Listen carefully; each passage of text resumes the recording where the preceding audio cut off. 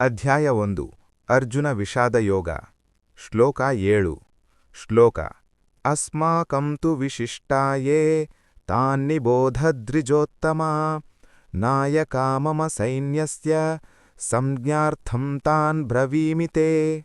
ಕನ್ನಡ ಅನುವಾದ. ಓ ಬ್ರಾಹ್ಮಣೋತ್ತಮರೇ, ದ್ರೋಣಾಚಾರ್ಯರೇ, ನಮ್ಮ ಸೈನ್ಯದಲ್ಲಿರುವ ಅತ್ಯಂತ ವಿಶಿಷ್ಟರಾದ ನಾಯಕರ ಬಗ್ಗೆಯೂ ತಿಳಿದುಕೊಳ್ಳಿ. ನಿಮ್ಮ ಮಾಹಿತಿಗಾಗಿ ನಮ್ಮ ಸೈನ್ಯದ ಪ್ರಮುಖ ಸೇನಾಧಿಪತಿಗಳ ಹೆಸರುಗಳನ್ನು ನಾನೀಗ ಹೇಳುತ್ತೇನೆ. ಕನ್ನಡ ಭಾವಾರ್ಥ.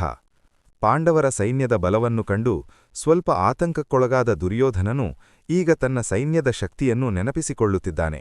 ತನ್ನ ಗುರುಗಳಾದ ದ್ರೋಣಾಚಾರ್ಯರಿಗೆ ಕೌರವ ಸೈನ್ಯದ ಪ್ರಮುಖ ವೀರರ ಹೆಸರುಗಳನ್ನು ಹೇಳುವ ಮೂಲಕ ತನ್ನ ಧೈರ್ಯವನ್ನು ಹೆಚ್ಚಿಸಿಕೊಳ್ಳಲು ಪ್ರಯತ್ನಿಸುತ್ತಿದ್ದಾನೆ. ಅಧ್ಯಾಯ 1 ಶ್ಲೋಕ 8 ಶ್ಲೋಕ ಭವಾನ್ ಭೀಷ್ಮಶ್ಚ ಕರ್ಣಶ್ಚ ಕೃಪಶ್ಚ ಸಮಿತಿಂಜಯಃ ಅಶ್ವತ್ಥಾಮಾ ವಿಕರ್ಣಶ್ಚ ಸೌಮದತ್ತಿಸ್ತಥೈವ ಚ. ಕನ್ನಡ ಅನುವಾದ.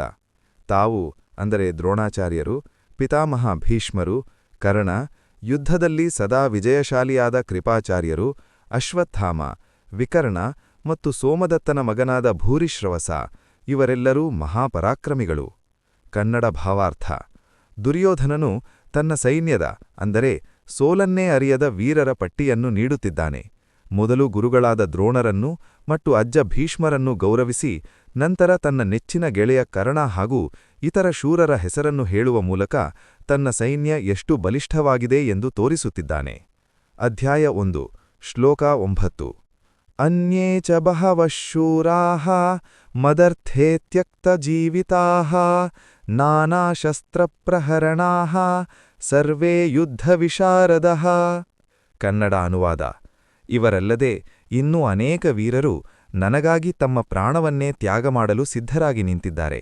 ಅವರೆಲ್ಲರೂ ವಿವಿಧ ರೀತಿಯ ಶಸ್ತ್ರಾಸ್ತ್ರಗಳನ್ನು ಹೊಂದಿದ್ದು ಯುದ್ಧಕಲೆಯಲ್ಲಿ ಅತ್ಯಂತ ನಿಪುಣರಾಗಿದ್ದಾರೆ. ಕನ್ನಡ ಭಾವಾರ್ಥ.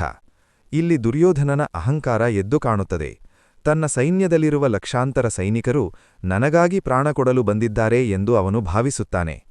ಕೌರವ ಸೈನ್ಯವು ಆಧುನಿಕ ಶಸ್ತ್ರಾಸ್ತ್ರಗಳಿಂದ ಮತ್ತು ಯುದ್ಧತಂತ್ರಗಳಲ್ಲಿ ನಿಪುಣರಾದ ವೀರರಿಂದ ಕೂಡಿದೆ ಎಂದು ಅವನು ಹೆಮ್ಮೆಯಿಂದ ಹೇಳಿಕೊಳ್ಳುತ್ತಿದ್ದಾನೆ.